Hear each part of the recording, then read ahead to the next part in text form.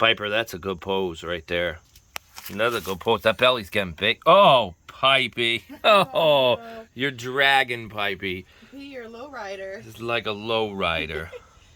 Yeah, look at, oh my. Oh, how my belly has grown. Yes, it has.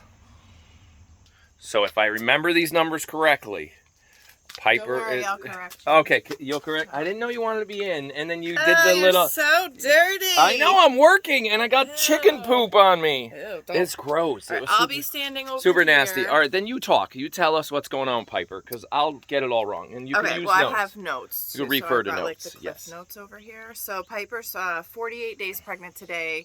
She weighs 28.4 pounds. She has her next ultrasound routine checkup tomorrow morning, with her actual specialist, which is really the first time she has seen her specialist since being pregnant, because every time we've needed to go in for kind of a routine, but all of her morning sickness appointments have always been like, hey, she's still not eating, and they're just like, come on in, and they squeeze us in with another vet, but consult her specialist on the phone. Right. So this is the first time we'll be seeing Dr. P. Okay, keep talking. I'm going to show Pipey while you talk. She wants to go inside. I know. Pipey, come here. Piper. Hey, I know you're going to go back to your crate because we don't want her running around and chasing cats. No, and she needs to finish her breakfast, but she's eating small meals frequently, so she'll just nibble here and there, but she's clearly doing plenty to keep her babies fed. So in the last 3 days, we did the math, she has gained 1.2 pounds, which is all great and everything, but I feel like the rate of growth is going to put her into the massive category in 15 days. So if we did the math and she continued to grow at 1.2 pounds, then she would be almost 35 pounds 35. when she's delivering, and I don't really want her much over 31 pounds. Right, and that's in roughly 14, 15 days, roughly. Yeah, depending on what the progesterone tests start showing. She Right. starts her doing, we do reverse progesterone tests, so instead of looking for it to go up, we're looking for it to drop, and once her progesterone levels hit the number 2, if this is Sesame Street, 2. the 2. Yeah. Once her progesterone levels hit 2, that means the body is done cooking the puppies. Puppies are done. It's the oven went off, and it's safe to do her C-section. So we won't do her C-section until that number hits 2, which unfortunately will likely be around Labor Day. There you go. Labor Day puppies. That's our update. Thank you, update. Because I would have gotten all that wrong. I would have said about this and maybe this and somewhere around here. And then he would have had to do the words across the bottom. But this is a one take, and, so. Yeah. This is a one take. Piper's going back inside to go to sleep. See, look at her. She's like, I'm done. I walked to the barn and back. I'm done. She's going to go sit in her bouncy chair that she's now too heavy for. While you get ready for the launch. Oh, yeah. I have to do a massive website fix. Yeah. So there's website fixes. Fall launch is coming up. We'll check in on them later. And then I'll run to the barn, milk some goats while Mom updates the website. It's funny how this all works out, right? Life never goes the way you planned. I was a little kid, way back, and my mom's dad, so Vuvu, see, Portuguese side of the family, Vuvu and Vovo. Vovo was grandma, Vuvu was grandpa. And Vuvu bred dogs. He bred the hot dogs, the Dachshunds. And I used to hang out back there with him. Every time he had puppies and stuff, I would go check him out and all that stuff. And then I grew up and I chased the money. I went into computer science, and I couldn't even spell the word science because I can't spell anything. Hold, please. I really wanted...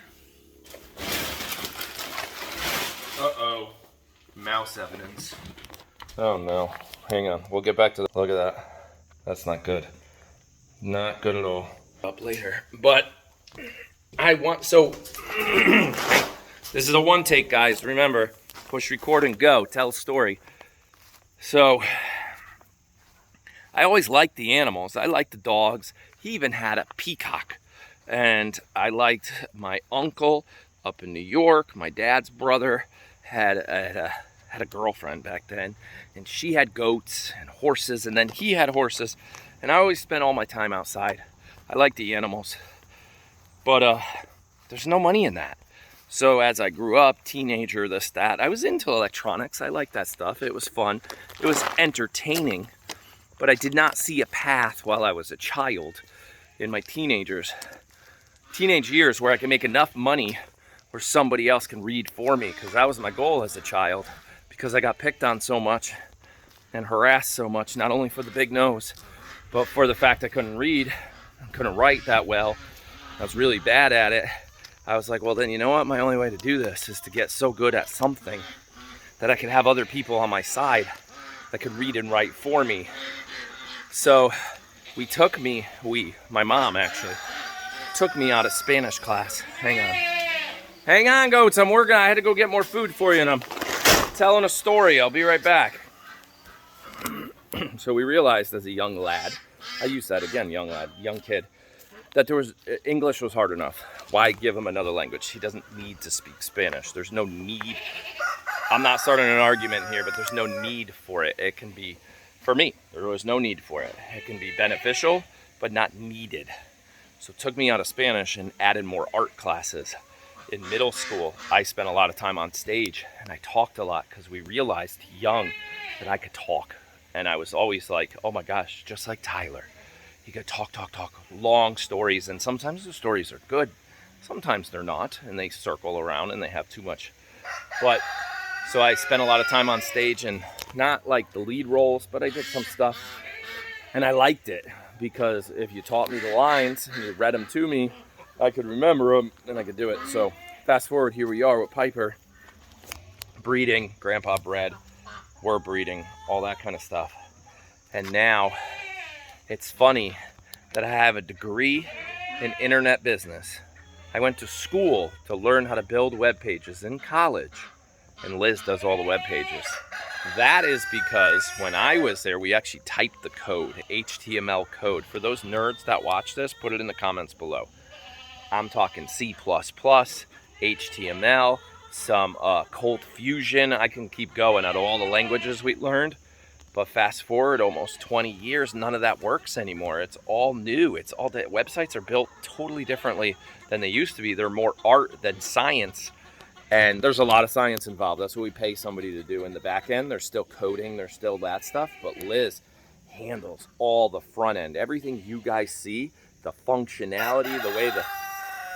Thank you, chicken. The way the side cart flies out.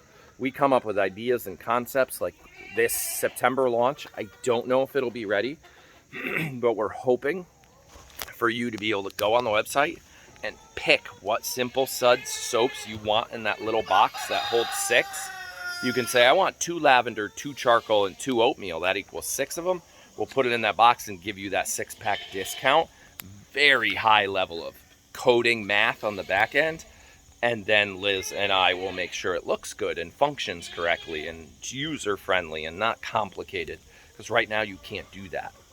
You can't. I mean, you could say, I want 2 of these, 2 of these, 2 of those, but the website's not smart enough to give you the discount and put it in the big box. So there's a lot going on there.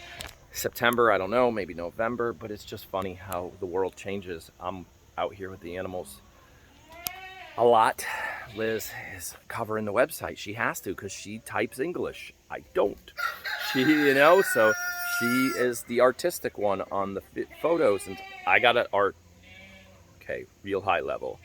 I want to come back to my art route, my photography route. That was more middle school, high school. I played around a lot with photography.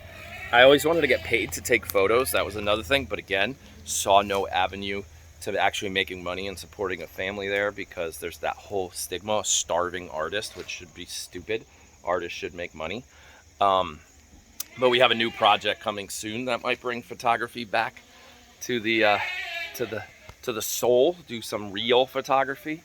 It'll be interesting to play around in that project. But that's it. That's my update for today. That's just weird to see that we're fast forward 40 something years, because when I was little, right, I'm 43, so when I was super little, 3, 4, 5, 6 years old, I remember my grandfather breeding dogs. Now we're breeding dogs, and I don't do what I was supposed to do, which is what I tell Tyler and Jake and Quinn and Olivia. Like, you're not supposed to know what you're supposed to do. You're just supposed to do. That's the title of the video, Just Do. Which I think Nike said that. Oh, just do it. Well, we won't use that.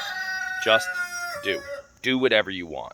You want to go for a hike, go for a hike. You want to try golf, try golf. You want to read, read. Write a book, write a book. Like, whatever it is you want to do. You know?